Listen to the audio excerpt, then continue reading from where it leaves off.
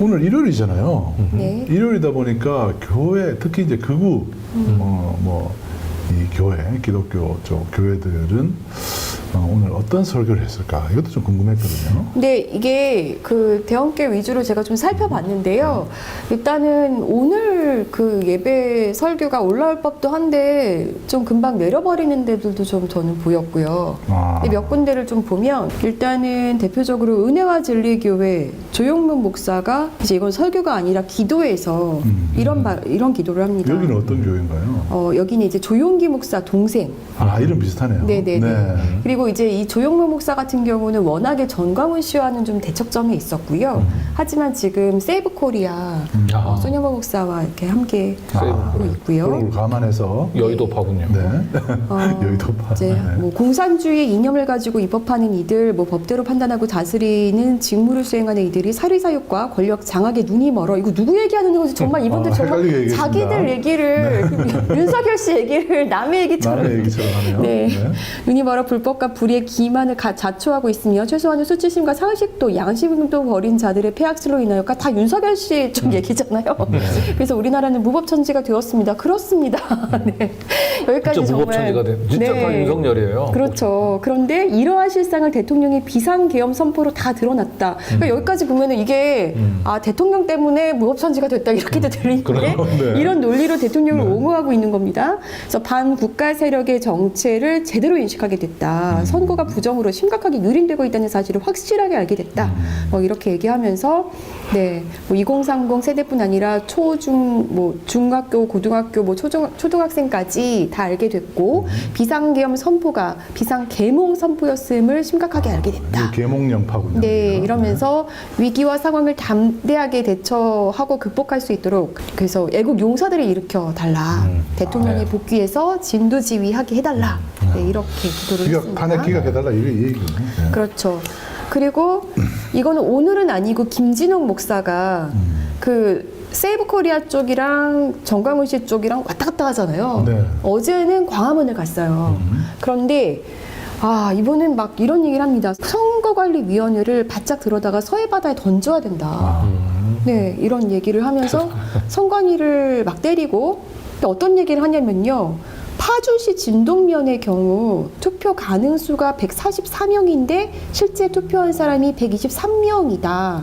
그런데 투표 결과가 181명이 나왔다. 그러니까 58표가 도깨비 표가 된 거다. 막 이런 식으로 얘기를 하고 이런 식으로 막 지역 몇 개를 더 말도 안 되는 개표수가 나왔다는 식으로 계속 얘기를 하는 거예요. 그리고 본인이 3월 1일 날 탄핵 반대 시위하는 쪽에 갔는데 다 뭐 중국 사람 같았다. 막 중국말을 하는 것 같았고 그래서 니하오라고 했더니 비실비실 뭐 피해버리더라. 이런 뭐 이상한 말을 하질 않나?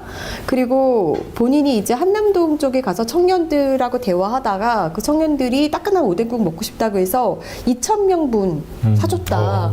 근데 글쎄요. 김진욱 목사님이 사줬을까요? 또 누가? 네. 손이 크시네요. 네. 그리고 개신교는 프로테스탄트가 저항하는 건데 이제 어리석은 정치에 대해서 비뚤어진 정치에 대해서 헛된 이데올로기 주체 사상에 대해서 우리가 목숨 걸고 저항해야 된다. 정광훈 목사 얘기하는 거죠? 네, 저항권 얘기하는 거죠? 네, 이런 얘기를 했습니다. 의외로 보면은 좀 세습한 교회들이 문제를 일으키잖아요, 많이들. 그렇죠. 그런데 세습한 교회들에서도 대표적으로 뭐 명성교회 같은데 세습 문제 때문에 굉장히 골머리를 앓았고 그것 때문에 사실 세습은 부의 세습이기 때문에 이게 문제다라는 건데 명성교회 같은 데서도 사실 지금 요런 내란과 관련해서는 얘기를 잘 안 해요. 그러니까 그 약간 그 2세대 목사들이잖아요. 네. 그 목사들이 좀 특히 전광훈 씨에 대해서는 제가 알기로는 반감이 좀 많아요. 네. 그래서 오히려 그런 얘기들을 좀 안 하고 있었고 오히려 이렇게 좀 원로급 목사들이 이러는 중에 소년부 씨 또 오늘도 무슨 얘기를 했나. 저 이제 이것만 들으면은 막 속에서 열불이 막 나오는데 오늘 오전에 설교한 거예요? 오늘 오전 설교인데요. 처음부터 끝까지 다 이런 얘기예요. 처음부터 끝까지. 이분은 정말 시작부터 끝까지. 그런데 이번은 좀 분발해야 돼요. 정광훈은 이번에 좀 밀렸어요. 이분은 그 정광훈 스피치 보면 약간 그 이렇게 액센트 같은 게 그렇죠. 예, 살아있잖아요. 네. 정광훈 리듬이 있잖아요. 짧게 리듬. 끊어서 얘기하죠. 네. 그거는. 근데 이분은 좀 거기서 밀립니다. 그런데 계엄이 없었다면 대한민국은 쥐도 새도 모르게 망했다. 근데 망했을 겁니다도 아니에요. 망했대요. 이거 확실하다고 막 이러는 네. 거예요. 근데 이런 문제의 목사들이 그래도 발언이 먹히는 게 이렇게 굉장히 그 괴벨스처럼 확실하게 뭔가 네. 이렇게 의심의 여지를 안 남기게 의심의 여지를 했었죠. 주지 않고 네. 말을 하죠. 그러면서 계엄령이 일어나고 난 다음에 언론이나 사법부, 노동자들, 뭐 학교 교사, 교회 안에서도 이 나라를 허물어뜨리는 세력이 있다는 거를 우리가 똑똑히 알게 됐다. 그러니까 대통령이 이걸 알게 된 거다. 그리고 알게 해준 거다. 그리고 대통령도 이렇게 뭐 이게 불법에 의해서 뭔가 체포됐다. 이렇게 얘기하면서 대통령도 이 정도인데 우리가 이걸 막지 못하면 여러분과 나도 쥐두새도 모르게 죽는 거다. 이렇게 얘기하고 어떤 사람들이 자기를 막 고발하는데 지금 고발 많이 받고 있겠죠. 그러니까 그런데 한국에 있는 모든 교단이 다 일어나서 고발해도 이거 눈 하나 깜짝할 필요도 없다. 네. 그러면서 이거는 하나님을 믿기 때문이라고 하는데 제가 볼 때는 뒤에 누군가를 더 믿기 때문으로 보입니다. 이런 발언을 했고요. 저희 목사가 할 참 소리죠. 기가 막힙니다. 네. 정광훈 씨는 정말 더 가관입니다. 진짜 본인을 스스로 대선지자라고 했고요. 아까도 기사에서 보셨지만 헌법재판소 한 칼에 우리가 날려버릴 거다. 그러니까 국민 저항권을 발동하기 전에 똑바로 해라. 이거- 공수처 사표내라. 중앙선관위 사표내라. 막 이런 얘기도 했고요. 그리고 저는 정말 되게 웃기는 얘기를 여기서 들었는데 남유다와 북이스라엘이 갈라진 얘기를 막 하면서 이거를 우리나라가 분단되는 상황에 빗대서 얘기를 해요. 근데 우리가 분단된 거는 신사참배를 많이 했기 때문에 일제강점기 때 신사참배한 거 때문에 이게 이렇게 죗값을 받는 거다 막 이런 얘기를 하는 거예요. 그런데 북한이 공산화가 된 거는 거기 북한에서 북한 개신교인 중에 90%가 다 신사참배한 목사다. 그런데 남한에는 왜 자유가 주어졌느냐? 손양원, 주기철 같은 그런 사람들이 있었고 그 사람들이 경상도 사람들이다. 이렇게 얘기를 하는 거예요. 그래서 제가 이 얘기 할 때 진짜 썩소가 나왔습니다. 왜냐하면 예전에 그 일제강점기 이후에 나중에 이제 북한 개신교인들이 북한에서 다 이렇게 남한으로 많이 내려오면서 그 분들이 사실상 그 반공을 기치로 해서 교회들을 많이 세웠고 그게 지금까지도 되게 영향을 많이 주고 있거든요. 그런데 그런 사람 중에 대표적으로 누가 있냐면 한경직 목사. 네. 북한 출신이거든요. 네. 그 북한 서북청년단. 그렇죠. 그런데 한경직 목사가 정광훈 씨가 굉장히 많이 언급하는 목사 중에 하나고요. 자기한테 영향을 준. 그리고 사랑제일 언제 한번 설교에서 그런 얘기를 한 적이 있어요. 사랑제일교회 이름을 지어준 게 한경직이다.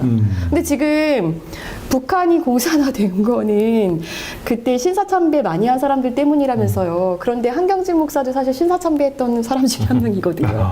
네. 그러니까 지금 네, 이렇게 사실 팩트체크 들어가다 보면 본인한테 뭔가 유리할 게 하나도 없는 얘기를 계속 하는 겁니다. 그리고 자기는 4대 신학자들이 모두 인정하는데 자기는 대선지자다. 공중받은 선지자다. 이러면서 자기가 자기를 그렇게 네. 취하는군요. 그리고 이렇게 얘기하기 쉽지 않은데. 그래요. 네. 그리고 윤석열 대통령을 향해서 자유통일당으로 와라. 자유통일당으로 오면 우리가 소원 다 들어주겠다. 자유통일까지 다 들어드리겠다. 네. 네. 정광훈은 저 국힘당에 대한 되게 불신감을 강조하면서 극우 세력들하고 이간질을 하고 있어요. 그렇죠. 저렇게 되면 윤석열이 참 자유통일당으로 가지는 당연히 않겠죠. 안 가겠지만. 안 가는데 저렇게 얘기를 해버리면 국힘당 입장에서는 윤석열의 이미지가 네. 자유통일당에 더 가까워지는 이 느낌을 받는단 말이에요. 이 아니, 대선이 안 좋아요 지금. 저는 네. 오히려 이거 보면서 그 윤석열한테 너 어차피 국힘에서 이제 찬밥 됐잖아. 여기 와. 이렇게 그렇게 들리기도 했는데. 그러니까 이제 네. 아까도 얘기했지만 관에서 온 그대. 관에서 되면서 온 관에 들어갈 때는 국힘이었는데 나오니까 자유통일당이 되더라. 뭐 이런 얘기를 지금 할 수 있는 상황이. 그렇죠. 네. 그리고 윤상현 씨는도 오늘도 정광훈 씨 집회에 네. 참석했습니다. 또 정상현 씨가 왔다 갔다 하는군요. 네. 세이브 코리아 여의도파와 강화도파를. 그렇죠. 양쪽에 다리 걸치느라고 다리가 길어지겠습니다.